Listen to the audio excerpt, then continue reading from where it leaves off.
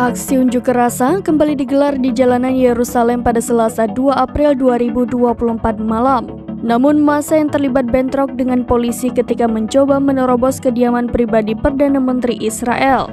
Unjuk rasa kali ini masih dengan tuntutan yang sama, yakni mendesak dilakukannya pemilu dan pertukaran sandera dengan Hamas. Ini merupakan hari ketiga dari rangkaian protes besar-besaran warga Israel terhadap pemerintah.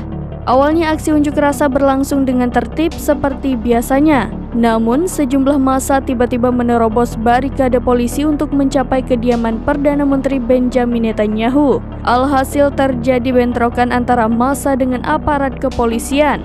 Polisi Israel menyebut kejadian ini sebagai kerusuhan yang tidak terkendali. Menurut laporan The Times of Israel, ada 5 orang pengunjuk rasa yang ditangkap karena melempar obor ke arah polisi. Sementara sejumlah aparat kepolisian dirawat di rumah sakit akibat cedera dan luka.